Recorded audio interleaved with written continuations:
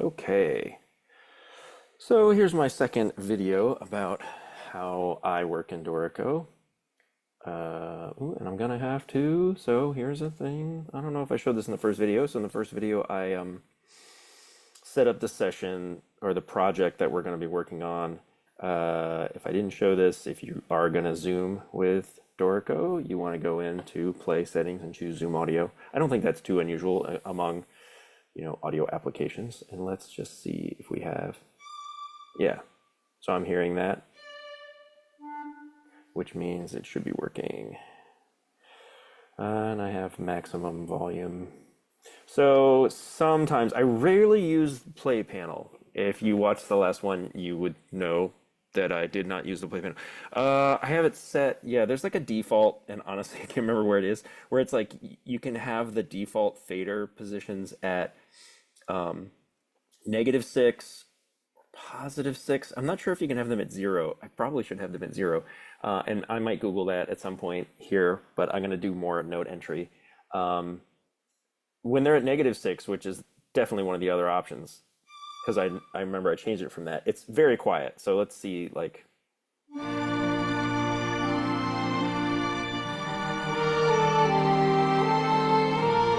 this isn't like peaking, it's not too quiet. You can also see that the way Note Performer works is it's a little weird. It kind of puts it all on one thing. I don't know if there's a way to like prevent that. One mixer channel. Every staff gets its own mixer channel, even if the way the MIDI and audio is routed doesn't send it through that mixer channel. So when you use Dorico's built-in sounds, the Halion SE, I think it is, and there's a few other packages that sort of are included, then every single staff gets its own mixer channel, and you can kind of do audio stuff with it. No Performer doesn't set itself up exactly like that, so it's a little weird. However, No Performer, to me, it's worth it. It's worth the being a little weird and a little bit off, and not having all the same features and setup that you would have with the built-in Dorico stuff. So let's get back on this. You can see I have example 2.2 ready here. I've kind of put the screen sharing controls in the way right now. This is another high horizontal plane exercise from Professor Maiello's book, Conducting Nuances, which is what we're using in Conducting 2, which I'm taking next semester, and a lot of other people. So this kind of gives us a little bit of a preview of what we're going to be conducting and playing, which is one of the reasons why I'm doing this. Now, one thing that we'll see if we go to this conducting, this is just a scan, not 100% legal, scan of a page from Conducting Nuances. And we can see that not only does the entire excerpt fit on the page, but there's text and there's another exercise on the same page. Now, one thing that is making it different here, where we have 3 measures going over onto the next page, is that the page in Conducting Nuances is, I think, yeah, it's 9 by 13. It's not 8.5 by 11. So the whole book is 9 by 13, which is cool for publishing a book. This is not 9 by 13, it's 8.5 by 11. I thought that what I would do, now usually I'm printing on either 8.5 by 11 or 11 by 17. So I just, in Dorico, I'm almost always using one of those two paper sizes. So in this case, just to sort of show like how we would do that, I thought let's actually go to make it 9 by 13. So here's page size and, 9 by 12. Maybe it's 9 by 12, not 9 by 13. I think that's what it is. So let's make it 9 by 12 and we'll see. So it still doesn't quite fit like this does. And even though it doesn't quite fit, the relative spacing is about the same, which suggests to me that this rastral size, so what does that mean?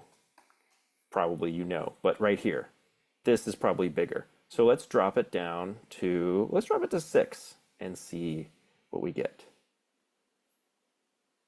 What? Oh, I see what it did. Yeah, that's interesting. So it did all fit on one page, but not all on one line. And I wonder, I could try to measure the rastral size of the original. 6? What did that say? 6 millimeters? Which is less than a centimeter. These look like they're about a centimeter tall, which would be 10. That can't be right. They, well, let's try 5.5. See what it does. Well, so let's leave it at 5.5. Maybe they're just half a centimeter tall and looks. So this is much closer to how it looks on the page. Oh, we also have like, so what if we're really reproducing things? And maybe this is getting a little off into the weeds, and I swear I'll get back onto note entry, which I think is what most people are interested in here, and make sure that no one has joined. No one's joined, so I'm just doing whatever I think is interesting. Meaning, like, so I'm going to digress from note entry and go, what if you really trying to reproduce something? Here's some differences, right? So the alignment, I think there's blank space here. Oh no, these are center aligned, but this one's not center aligned, which is bizarre. These are all left aligned. Um, yeah, so that's a little bit weird. The andante is about the same, but this is very different. So how would we change this? That's a good point. So there's a couple places that we can look. I'm going to go to the place that I would like it to be changed, and that's paragraph styles. Paragraph styles. Yeah. Okay. So flow title. Kaboom. Right. So let's go. I like keeping it. Oh, it's absolute. What if we make it staff relative? And then we're going to make it, I think we can leave it academico. I think that's close enough, right? It's serif font. It looks a little bold. Where is all of that? Style. So we're going to activate style. We're going to go to italic. Yeah, notice it's a thicker, so maybe we should change the font to, let's try, do we have Times New Roman in here? If it were Windows, of course we would. That's Mac, so let's try Times New Roman. That's still kind of thick strokes, but so closer. It's a little big compared. So let's see, we can see how up here it's just a little bit to the left of this line, and then it goes. So yeah, it's a little bit bigger. So again, I'm going into library. So library is a powerful menu area in Dorico, and it's also a little annoying. So like one of the things that you'll see is font style, paragraph style, character style. Like what? I think 99% of the time that you want to like change the way everything looks across a whole project, you're going to go into paragraph styles. Character styles, I don't even remember what that's for. Yeah, see like what I don't, so if you want to change how the font styles, I'm not sure what font styles is either. Yeah, I don't know why. I don't know exactly what the difference is between font styles and paragraph styles, but I do know paragraph styles does what I want it to do when I want to do it. So that's what I'm doing. Let's go down to 14 point, see what that is. That's a lot closer. This I'm gonna make it a little smaller. Let's make it 12. Just make it 12. We'll leave it there. I thought maybe the strokes would get thinner, and maybe they get a little bit thinner. Yeah, it's clearly not the exact same font. You can see the H is different. I don't know, somebody might know, but it's closer. The other thing is that I think this is a little bit more modern, where it's the bold. You notice like, so this writ is the same thing as the andante. In fact, we might not be able to, right? So let's say you're like, oh, I want to change that writ and I want to make it so that all my writs look different. If I go paragraph styles, we know there's a tempo. What? is a tempo? Is there some word that is used instead of tempo? That's weird.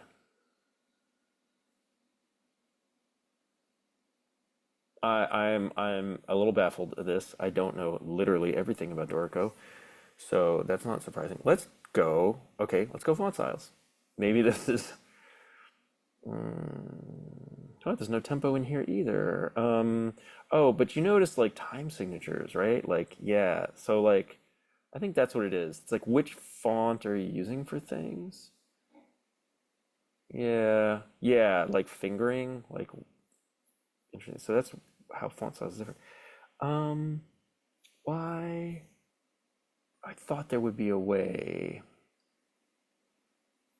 It might be. So the other big place, there are notation options and engraving options. Now there's apparently some logic behind what is in notation options and what is in engraving options. I think most of what I look for in here is going to be engraving options. And let's see. So tempo, places. So you can see this is how we change how all tempo marks tend to look. I'm gonna make this the default. Now we can override these defaults. And if you watched the previous one, you would have seen that that's exactly what I did with this writ is I overrided the default. Now I won't have to like override the default every single time because I've changed like sort of the default. I do notice that it doesn't seem to be a font choice.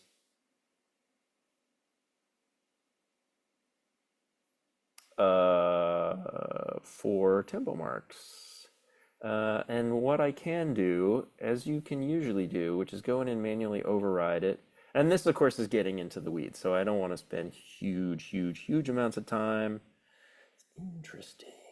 I wonder where I would change the font used for tempo marks. So let's go in here.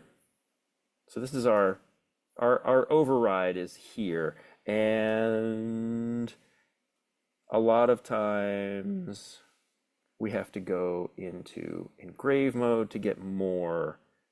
We didn't really get much more, and we didn't get font.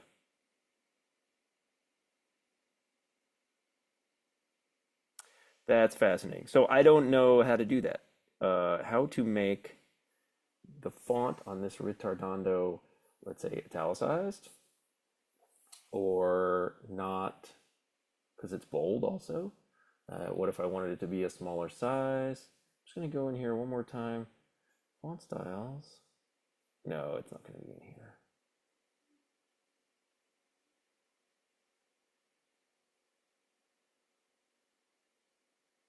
Well, even if it were, if we change it in here, it would be changed in too many places. Oh, let's try notation options. No, doesn't look like it. So sometimes I'm looking for something in engraving options, and it turns out to be in notation options instead. So that's a little bit weird. Layout options is the same thing that I went to change this. So this I usually access with Shift. Oh, I don't have the thing turned on. Let me turn on the thing that shows my keyboard commands. Oh, I got to remember what it's called because I just got it. It's Keystroke Pro.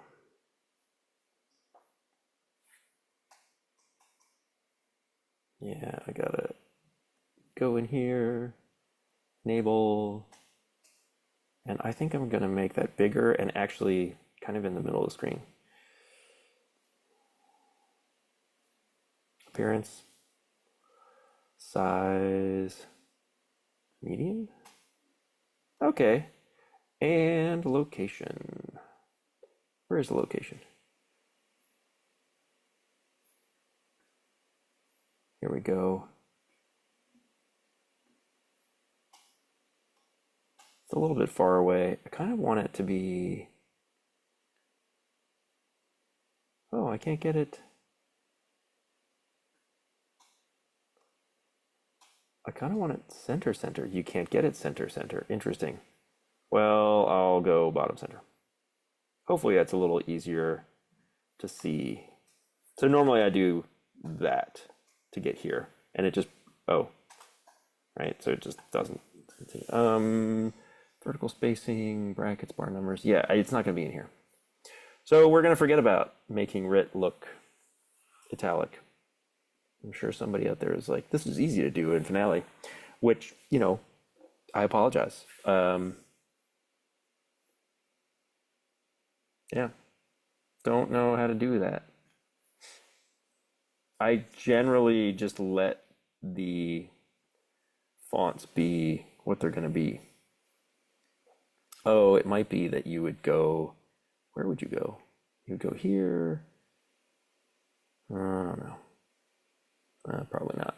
Okay, so here's what we've done. We did change this a little bit. Oh, one thing I want to do, so I want to see if I can get two of these on the same page, just like we have in the original My Yellow Book. So I'm going to go into layout options. I'm going to go to flows, which is under page setup, and there is a allow. Where did it go? Oh, allow on existing page. New flows, always start a new page, allow on existing page. Well, we didn't actually get, oh, yes, we did. So now it's put 2.3 over there. So now we're kind of looking a little bit more like we have all this sort of, you know, starting matter, which kind of is taking the place of that.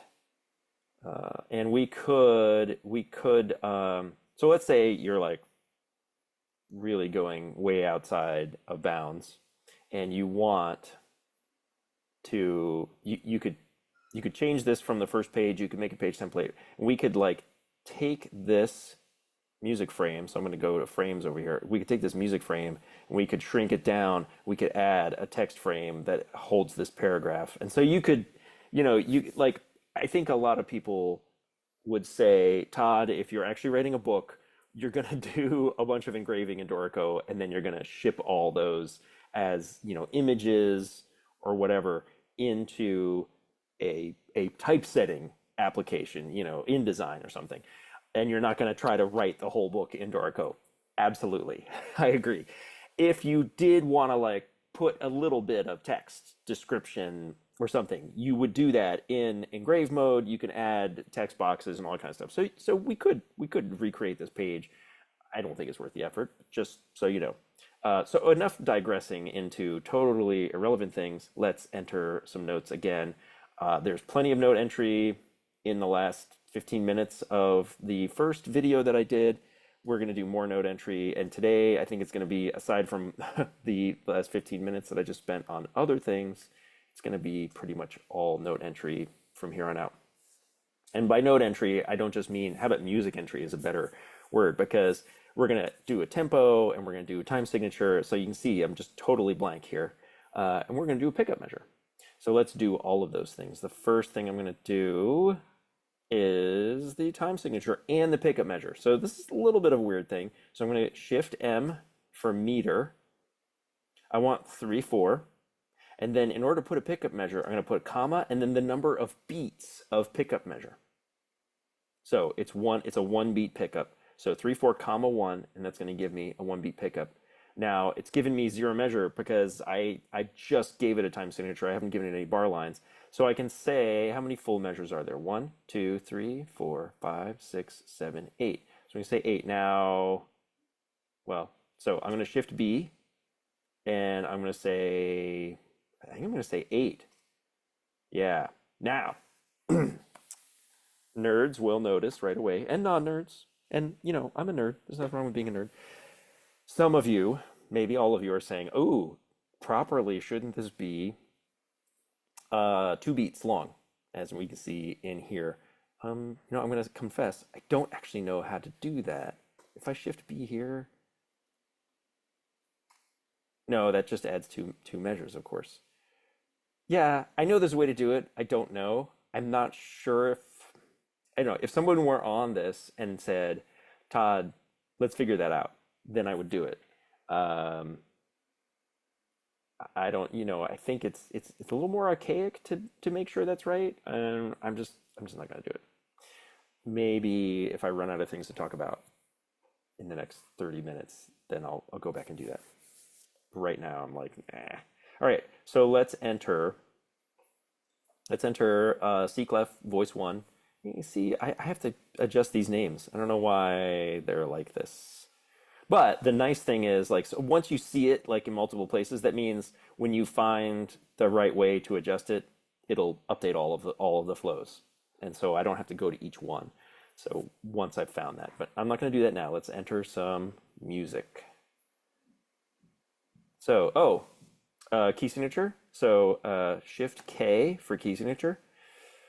This ends on on a G over here. Let's actually check where the bass ends. Oh, that's E's. So it's an E flat. Oh, I didn't get myself a water, which is silly because I'm worried I'm about to start coughing.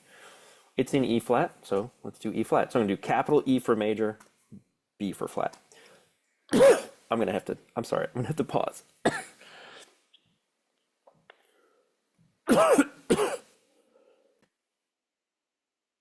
Okay, I'm back. I got a lozenge. Hopefully that it's gonna give me a little bit of a lisp, but it should keep my whole throat from completely drying out. Okay. So, and tempo. So, sorry, Shift T is tempo. Escape. Shift T. It's usually Shift something for each. These are called popovers. That comes up. So I'm going to type Allegro now. Well, let's see what it does with this. So put it in. Let's see if it. Yeah. So it gave me the Allegro tempo and it kept the text. Kept the text. So we're fine. We could say show the metronome mark. It would do that. We don't need to.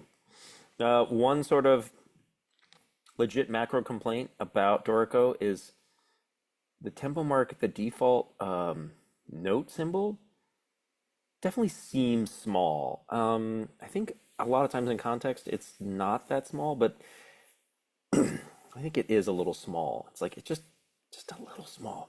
So there's ways to make it bigger. It's sort of more of a pain than it should be. So now we're going to start entering notes. Sorry about the lozenge. I think overall having the lozenge is better than not. So Shift N, note entry. This is not a popover, but we do activate it with Shift. And I'm entering into voice one. You can see up stem voice one down at the bottom. And I want to enter into voice one. That's going to be this top line. And then voice two is going to be down stem bottom line. I want to hit 5 for eighth notes. We're going to enter some eighth notes. And then I'm going to hit the right bracket. And that activates staccato for these notes.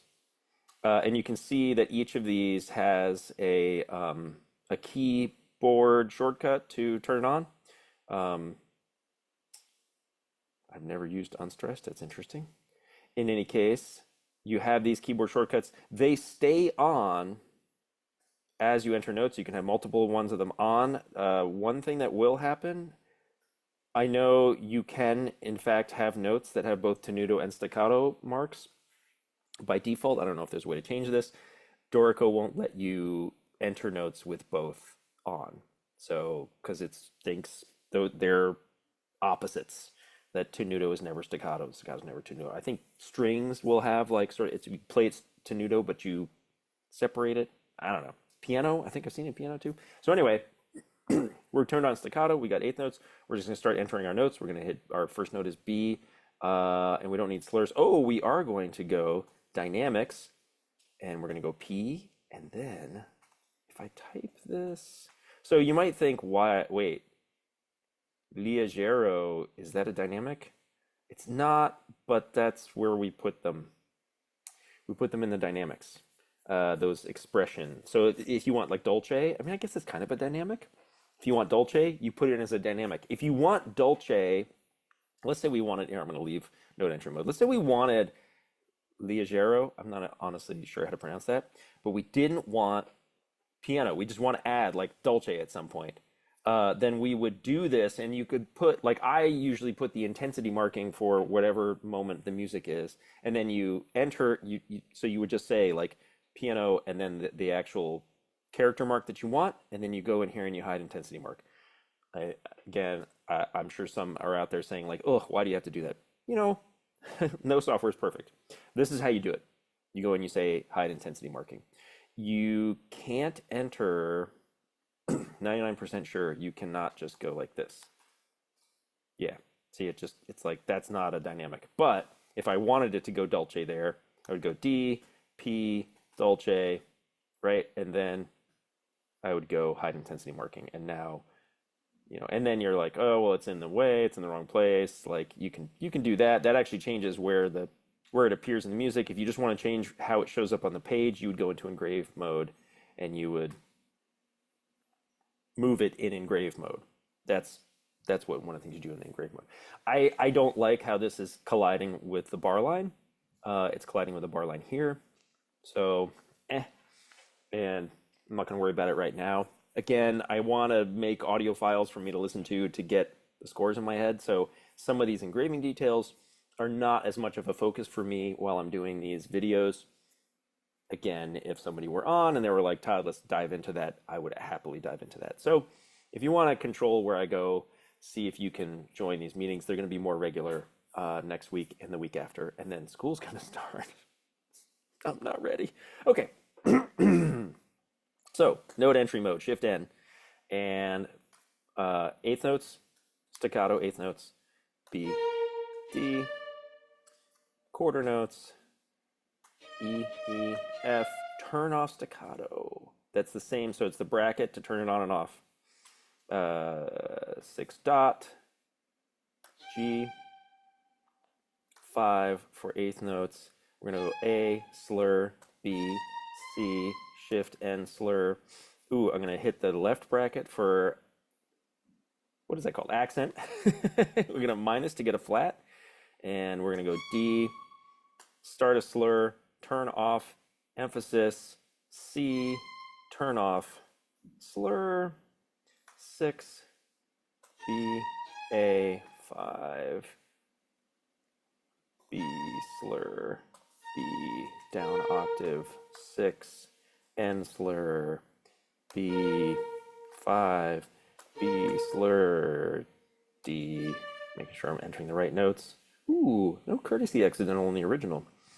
N, slur, 6, staccato, E, E, F, turn off staccato, dot, G, 5, A, slur, N, slur, minus, accent, D, slur, C, N, slur, 6, no accent. Oh, I accidentally put an extra accent. Haha, accidental accent. B, staccato, A, 7, no staccato, accent, G. How many mistakes did I make? I think just the one. So I'm just going to hit it, do that, turn that off, set the bracket. You can see we have this extra thing. There's a way to fix that, as I said. So I could have entered some of these dynamics in the middle. I'm going to enter them all separately. Oops, that is not what I wanted to do.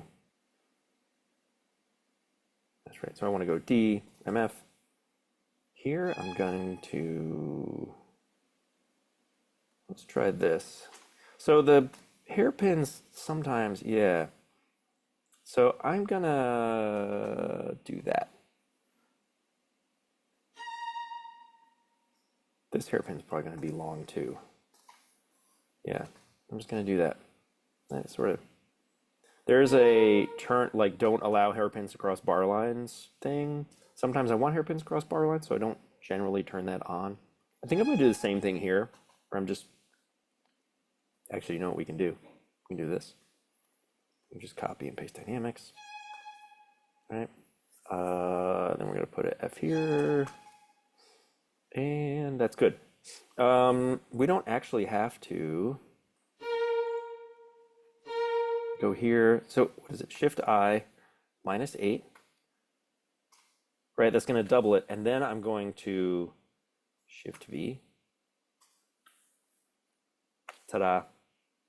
And it intelligently didn't double the dynamics, which is pretty cool. Now, Now, here's the thing. They didn't do this in the original, but we're going to do it here.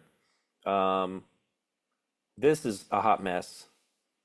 This should be aligned. I almost want to align that. So how do we do that? Well, we don't have to like individually align them in engrave mode or anything like that. We're going to use command, hold down command to multi-select. It's almost always better than holding down shift to multi-select. And then we're going to right click, dynamics, group dynamics, and it just automatically aligns them. And it keeps them aligned. So they're grouped together. Sometimes you want to make changes to individual dynamics within a group. You have to ungroup or whatever. These I think should be, because when you're crescendoing, you want to know where you're going. And then just because these are in the same measure, like I kind of want them lined up. I don't think you have to. Some people might actually prefer closer to the note. I'm going to line them up and I'm just going to group them and they'll stay lined up. So if I change the music, the fact that they're grouped together will help them stay together. So there, first line. Like, honestly, that's my first time using the Shift I -8 change voice. I thought that was pretty cool. I liked that. I'm gonna have to do this. Let's, and we'll do the B flat line. Oh, I should have copy pasted it first. Let's do this. Here's what we're gonna do. We're gonna go filter and see. This is an area where I should make some keyboard commands. Kind of feel like they should have some keyboard commands for filter. Oh, I have it set to. So here's a weird thing. Undo works on selection. So what I want to do is I want to change this back to select only, because I want to select only the top voice. Voices, offset voice 1, and notice it doesn't select the dynamics.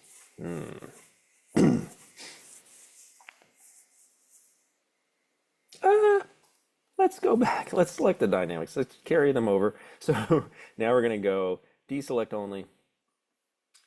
And then we'll just choose voice, the downstem voice, to deselect it.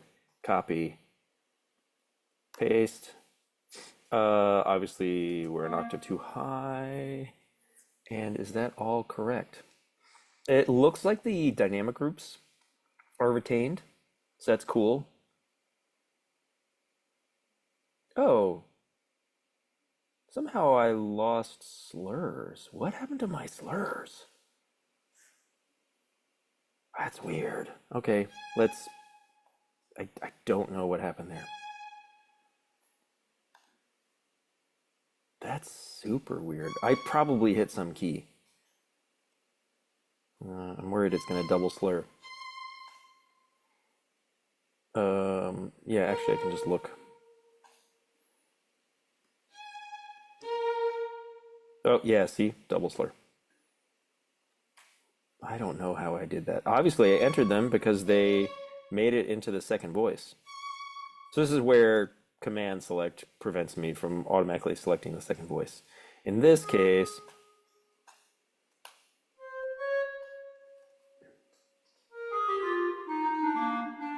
sometimes I just like to keyboard it. Oh, there's supposed to be a slur there. I'm shift arrowing to leaves. See, if I just right arrow, left arrow, I'm just going to go to the next slur. But if you shift, then you get back to notes magically. I feel like there should be a key where it's like change the type of object that I'm selecting, right? So let's like change me from slurs to notes or from notes to slurs or something like that. All right, I think that is all right now. We can listen to it and just see if anything sounds weird.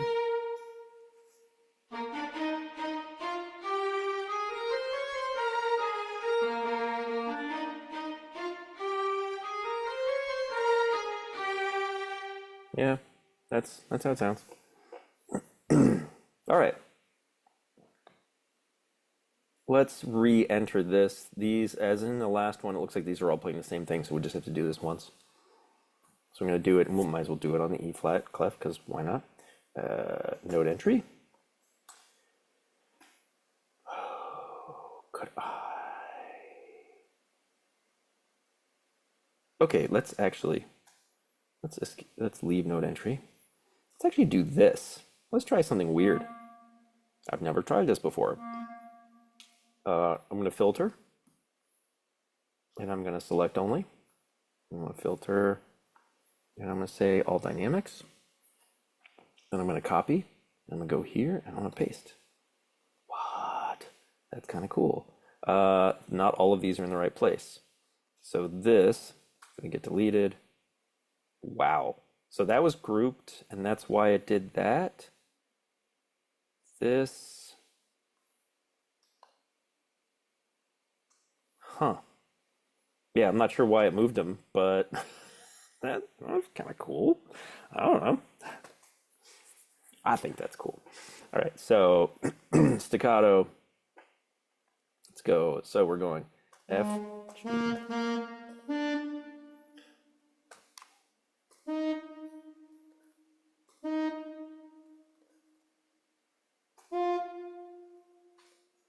Oops.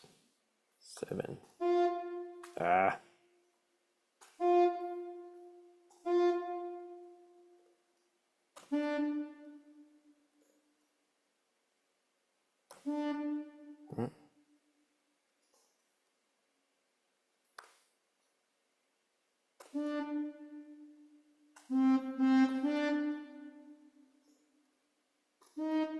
Now, there's probably an easier way to do this.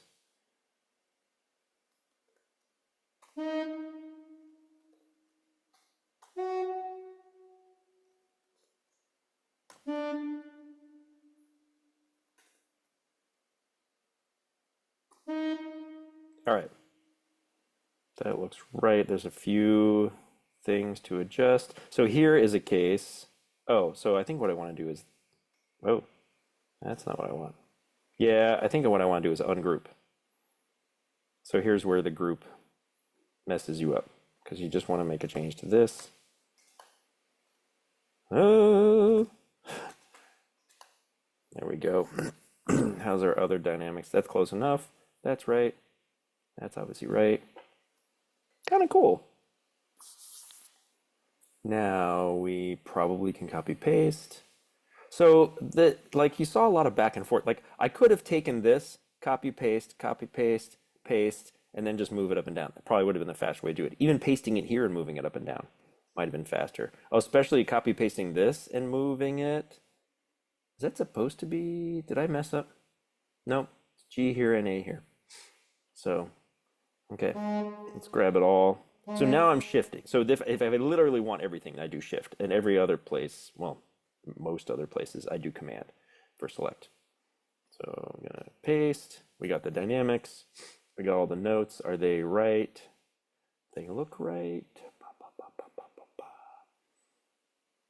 Yep. And then let's paste for the F part. See if that looks right.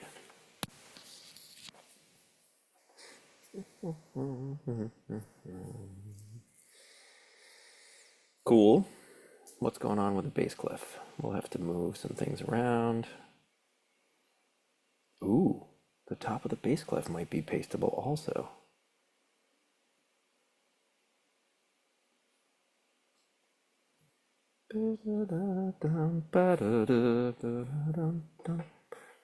Yeah, so here's what I'm gonna do. I'm gonna do this. That's not right. So let's, I'm going to diatonically transpose this by holding down Option and going up and down arrow. If you want to chromatically transpose, like just a half step at a time, you hold down Option Shift. And that just goes, here, I'll show you. Right, oops. Right, obviously there's a weird pagination thing. So this gets us started, but not all the notes are right. I'm gonna do that.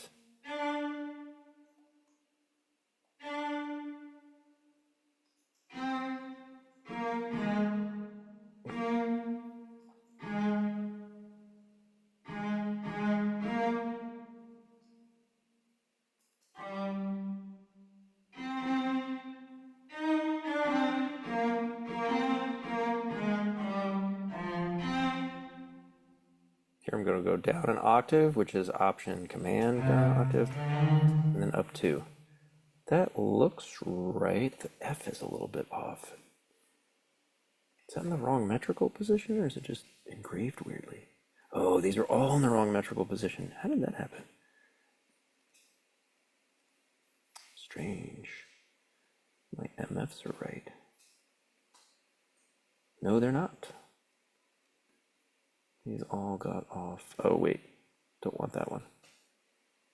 What? Wait. Huh? Okay, that's weird.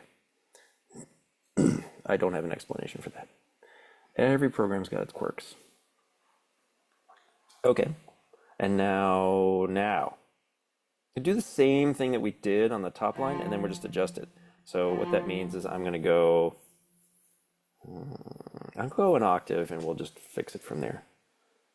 I'm gonna go Shift I, -8,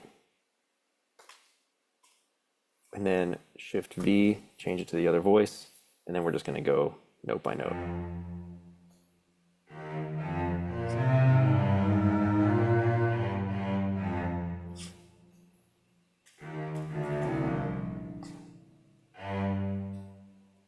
Oops, that's not what I want.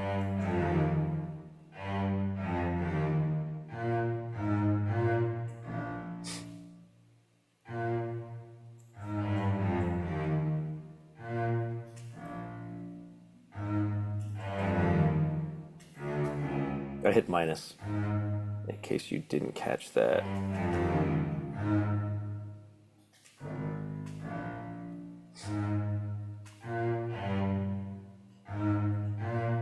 Oh, I should have multi-selected.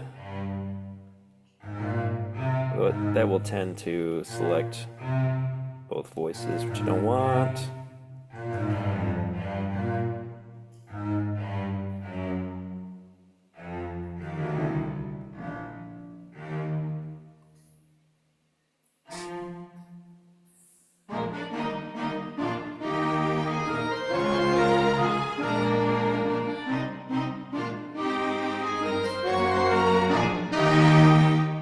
So even if that's slightly wrong, I think it's close enough to practice conducting by, but it looks right. So there. And let's kind of like zoom out a little bit here. I'm gonna full screen Dorico for a second. And we can see this is our 9x12 page. We've got both of our excerpts fitting on it, kind of just like the other one. And there is some room for page numbers and things if we wanted. But that's how we do that. I will do a third one. I don't have more scanned yet. I think you'll just see. I mean, if I were, I don't know, writing from my brain or something, this is what it would look like. I'm going to do 2.3 middle horizontal plane. It is in fact middle horizontal plane. This one's going to take 2 lines, or at least it takes 2 lines in the original book. And since I have roughly the same page size going and size of things, I expect it will take 2 lines. Let's just do that really fast. And this way we don't have to look. So you're not going to see. So here's my workflow again. So I'm at the beginning. I'm going to go, I'll do key this time. It is in F major, so capital F. If I undo that, if I want F minor, just do lowercase f, right? So F major, meter is 2/4. Now that's going to give me measure 1. If you looked up here at this called the system track, when I did the pickup measure, it had a 0 there. So I needed to add a full 8 measures in that case. In this case, I'm going to add the number of measures minus 1 because I've already got measure 1 here. 1, 2, 3, 4, 5, 6, 7, 8. 2, 4, 6, 7. Is that right? 2, 4, 6, 8. So it's only 15 measures. So I'm going to hit B, Shift B, 14. That gives me 15 measures. And they won't all fit on one line when I'm done. And 2.3 middle horizontal plane, tempo. If I hit Shift T right now, yeah. So some things that you do, I usually do the bars last. It like ruins the cursor position. That's a legit Dorico complaint, in my opinion. All right, we're ready to begin.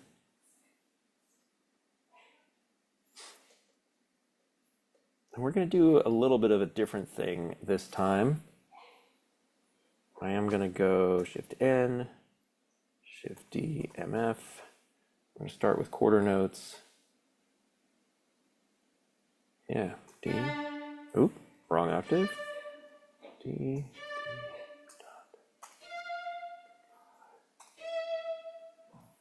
You'll notice, depending upon what music you enter, it'll it'll change how dotted notes are displayed. Did I hit 7? I did. D. In fact, you're gonna see both of them right now, because I'm gonna hit D and then that's a rest. So it's gonna leave it like that. That's how it looks in the original.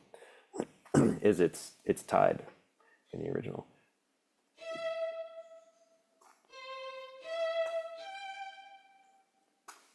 Oh, undo 6F. I don't know. I don't really need to look at it.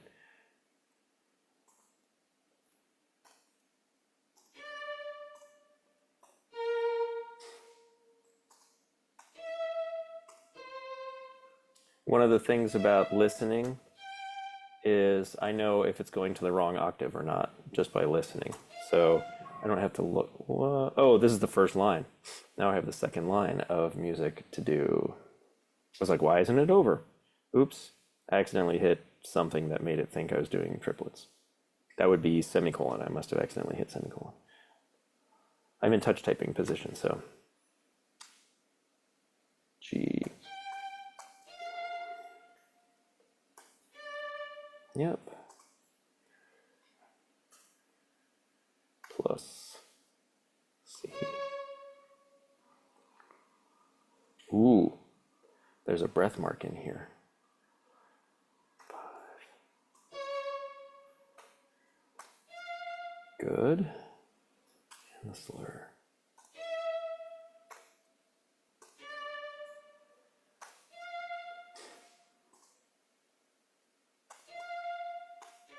Aha.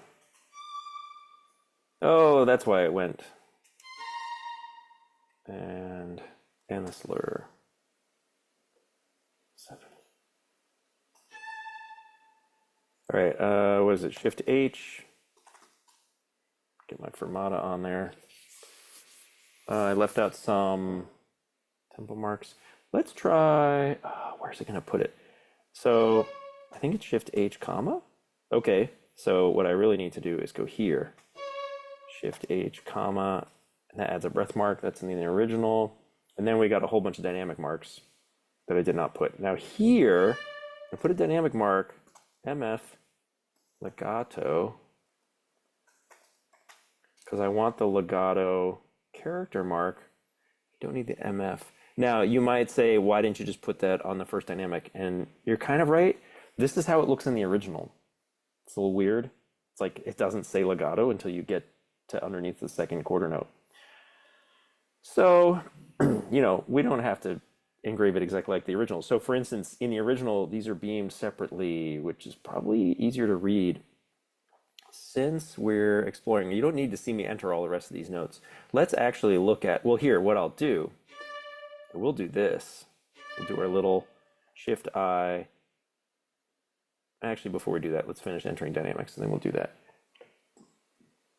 Because I want to change the beaming properties. Yeah, I think what I'm doing is too long, but that looks good. Oops.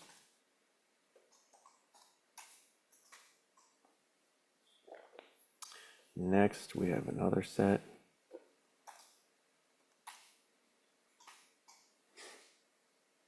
Hopefully you can see how I'm using the keyboard. Okay, so here's an interesting thing. How do you do a hairpin? I mean, you can probably already guess. This is a hairpin that is not going to be the whole measure. I think it's like this. You know, when you don't have it aligned to notes, you're just kind of guessing.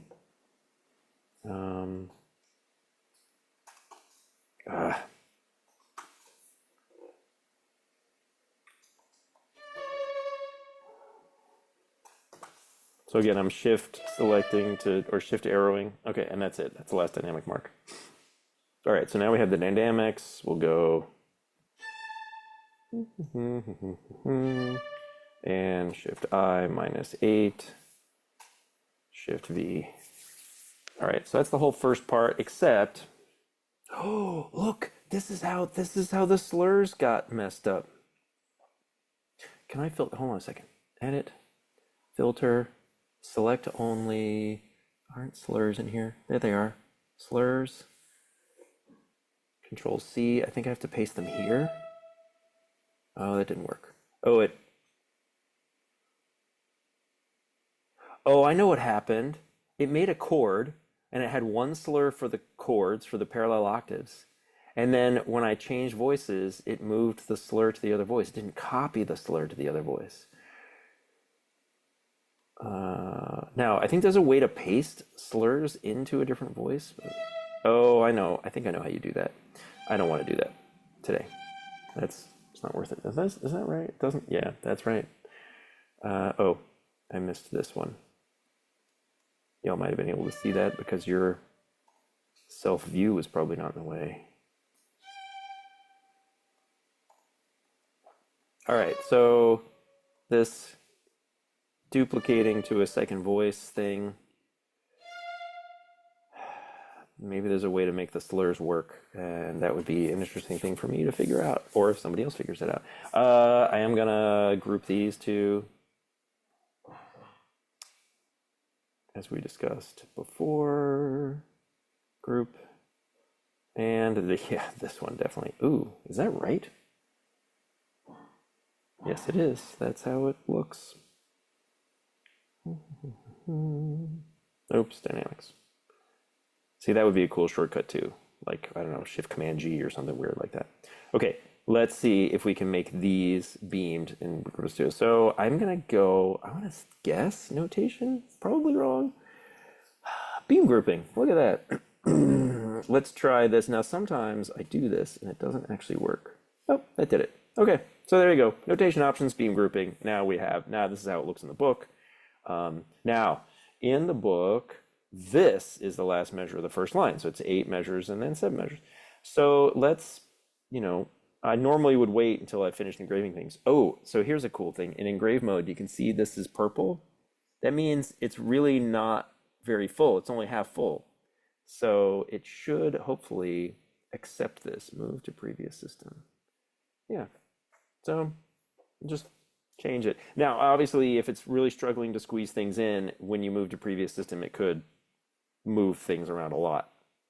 Also, if I wanted these lined up, which they're not in the original, but if I wanted them lined up, I would have to ungroup this back in write mode. And you might be thinking, oh, why do I have to go back and forth between write mode and grave mode? And I agree, and also having those modes is cool and also annoying. I would have to ungroup these and then group these. I think I'm going to leave it the way it is.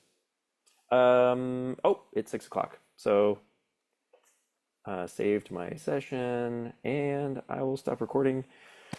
If you watched the whole thing, thank you so much. If you watched just most of it, thank you. Although you won't hear that thank you. Maybe you skip to the end. And I'm going to do another one of these on Monday. And it'll be Monday 4 to 5. That will be January 6th, 2025. Oh, I'm not ready for it to be 2025 yet. January 6th, 2025. If you watch this over the weekend, then hopefully you'll join on Monday with questions, comments, wanting to see something totally different, whatever. So here's where we are, and hopefully this is helpful. Thank you again. Have a good weekend.